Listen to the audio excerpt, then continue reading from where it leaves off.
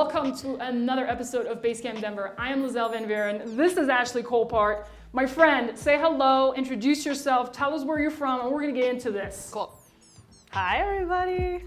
Thank you all for having me. A little bit about my background. So my mom was a food entrepreneur growing up. So my company is called the Food Corridor, so that's relevant. She used to cater out of our house, and she also started a salsa company when I was a kid. I was born in Silicon Valley in the Bay Area, and my dad was a hardware engineer during the computer boom. So he helped start and process the first microprocessor chips right during the beginning. He immigrated here from the Netherlands. And so my parents were divorced. I grew up with my mom, so I had like technology in me my whole life. I went into food. I became a registered dietitian. I got a master's in food policy and applied nutrition from Tufts University in Boston. And then I came to CSU to work on my PhD. So I actually come from academia. A gentleman who I kind of was telling this story, and he goes, so technically you were raised on chips and salsa. And I was like, and that's when I had my aha moment. I was like, I guess it makes perfect sense that I'm doing what I'm doing. I guess I always had a little bit of entrepreneurial spirit in me. So I'm of the belief that the best companies are ones that solve real world problems. And because I'd been in academia so long, I was around all of these problems in the food space. So I spent a lot of time at community meetings and organizational meetings around food, how to localize the food system, how to bring things back to nature, how to support farmers, all these different ecosystem related challenges. I stayed in an Airbnb and I took Uber for the first time. And I had an aha moment when I, used my phone, and all of a sudden a card pulled up and I was like, whoa, whoa, that's crazy. And I thought to myself, the world is changing. The fact that I don't own this car and it just pulled up and it's gonna now take me somewhere is really a change in the economy. And I thought, how can we apply that access to that infrastructure to the food sector? I went back to CSU and I convinced my dissertation committee to let me look more deeply into this idea of the access economy in the food space. And that's really where the Food Corridor was born. My original pitch for the Food Corridor was Airbnb for commercial kitchens.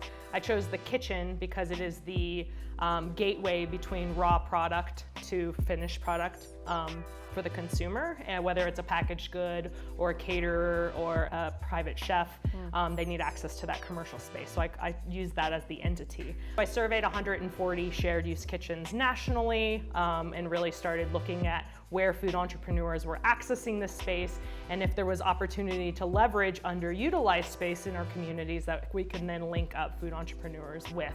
And so I spent the next 2.5 years researching that concept and seeing that there actually was a little bit of opportunity there and ended up starting the company from that. So talk to me about the kind of evolution from idea to research to holy shit, I'm really building this. I'm naming this sucker, it's called the Food Corridor, and I have to now build beyond myself. I have to find people. How did you begin that? How hard was this? You know when you have the idea because it keeps you up at night and you're like, God, if I don't do this, somebody else is gonna do this. And that's when I knew. I was like, So angry, I'm gonna build this. I'm gonna do it. And there was this weird thing going on in Fort Collins that I'd never heard of. It was called Startup Week. And I was like, I should probably go to that. So I go to Startup Week and there's like all these booths and tables of these people. And I'm like, I don't want to tell anybody my stuff. Like but I kind of did, but I kind of didn't. And I finally started talking to a couple people. And I remember clearly somebody being like, ideas are cheap, execution's everything, no one's gonna steal your shit. Boom. Just start talking about it and getting feedback and birth this thing. And so that kind of was like, all right, I'm gonna do this. So I started, somebody at Startup Week told me you should do an update, a monthly update, and update, as you meet people that care about what you're doing, whether they're customers or potential investors or potential advisors, build a community around your idea and invite people to your updates and let people kind of show your traction over time. So there's, I don't know who says it, lines not dots. The first time you meet somebody, you're just a dot on their radar. And the idea is if you look at it in an XY axis, the second time somebody meets you, you're another dot on their radar. And you're either trending up in their eyes or trending down in their eyes. And from an investor's point of view, if they can see your traction over time and the way you think and the way you make decisions, that can help when it's time to ask for fundraising. So I started that 2.5 years ago, and I basically, it's asking the community for things, it's brags, things I want to brag about, and then it's moans, things that are just not working out.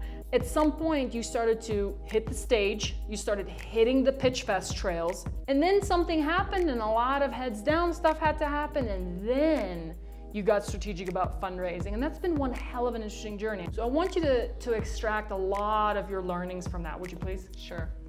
I won a considerable amount of cash early on. I won $30,000 total, which was enough money to like run with it, which is great. But it got to a point where doing pitch competitions was not a good use of my time anymore. And I had to get heads down in the company and start actually showing that. There was value to me doing that. People know my name, they've seen me pitch before, like it was important, it's a part of it, but don't do it too long because it fizzles out really quickly and you forget that you actually should, have to be building a company. I ended up raising all of my money in Colorado. It's a big deal because everybody told me you're gonna have to go to the coast, you're gonna have to go to Boston, you're gonna have to go to New York, you're gonna have to go to the Bay Area. And I was nervous to do that just because, it's also sharing your concept with the coast, which could be risky. But I also wanted my investors to be close, and I wanted to be relationship based, not just financial based. I found out after we closed our round on January 31st, 2 weeks later, Dan let me know that he needed to sign off and move on to get another gig. I know. So Dan had been with me for 2 years. He was my technical co-founder. He helped build the whole product. So had it not been for Dan, I wouldn't have the company I have. He built all the technology. He helped us raise the money. He talked to customers. He's a, quintessential important factor in the company. So it was pretty heartbreaking. To say the least. So the one thing that's the silver lining in all this, when I've had to be really reflective on this, even though you're in the shit, you kind of have to look at it with a bird's eye view of where you're going to be later on, is that some people are really good for your company. And I think that Dan was the perfect co-founder for us for the first 2 years. But in thinking about what's about to happen with us with this fundraising and bringing new staff on and all the changes that are about to happen through the growth phase, I think that he was probably being really self-reflective about going through that and maybe didn't want to do that anymore. What keeps you going?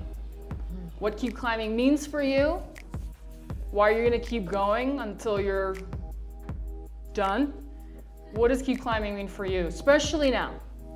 I do have days where I'm throwing the towel crosses my mind. It's not a real, I would never actually entertain that. This is exhaustion. It is, yeah, and it's hard. But I love it.